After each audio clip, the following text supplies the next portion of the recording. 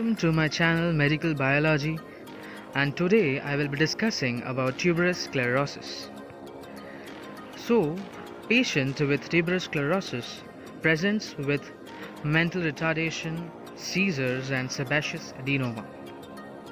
Tuberous sclerosis, also known as tuberous sclerosis complex, is a rare genetic condition that causes mainly non-cancerous benign tumors to develop in different parts of the body.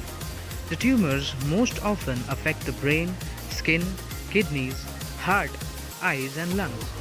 Tuberous sclerosis is present from birth, although it may not cause obvious problems immediately. The clinical features are as follows. The tumors caused by tuberous sclerosis can result in a range of associated health problems including epilepsy, learning disabilities, behavioral problems, skin abnormalities, the kidneys not working properly, breathing difficulties, a buildup of fluid on the brain, hydrocephalus. Tuberous sclerosis is caused by changes, mutations in either the tuberous sclerosis complex TCS1 or TSC2 gene. These genes are involved in regulating cell growth, and the mutations lead to uncontrolled growth and multiple tumors throughout the body. Abnormalities of the skin are hypomelanotic macules, confetti skin lesions, facial angiofibromas, Sjogren patches, fibrous cephalic plaques, and angular fibromas. Abnormalities of the brain are subependymal nodules, cortical dysplasias, subependymal giant cell astrocytomas, seizures, intellectual disability or developmental delay, and psychiatric illness. Abnormalities of the kidney are angiomyolipomas, cysts, renal cell carcinomas. Clinical diagnosis: tuberous sclerosis complex TSC should be suspected in individuals with either one major clinical feature or two or more minor features.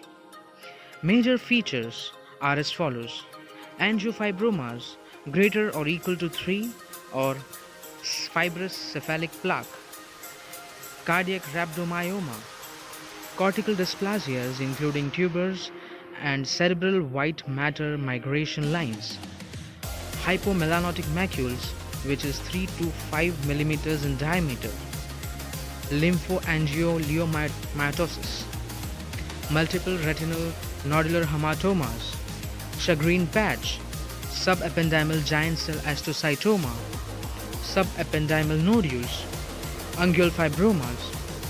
A definite diagnosis of TSC is established in a proband with either of the following: two major features or one major feature with two or minor features, identification of heterozygous pathogenic variant in either TSC1 or TSC2 gene, management of tuberous sclerosis complex. For enlarging SEGAs, that is subependymal giant cell astrocytoma, mTOR inhibitors are used. That is mammalian target of rapamycin. mTOR inhibitors block the activity of the mammalian target of rapamycin. Mammalian target of rapamycin is a protein kinase which regulates growth factors that stimulate cell growth and angiogenesis. In certain cancers, the mTOR pathway is more active. Neurosurgery when size causes life-threatening neurological symptoms. For seizures, we can use vigabatrin and other anti-epileptic drugs, and on occasion, epilepsy surgery. For renal angiolipomas greater than 4 cm or less than 3 cm and growing rapidly is mTOR inhibitors, which are the recommended for first line therapy, with secondary therapy options being embolization, renal sparing surgery or ablative therapy. For facial angiofibromas, topical mTOR inhibitors are used. For symptomatic cardiac rhabdomyomas, surgical intervention or consideration of mTOR inhibitor therapy.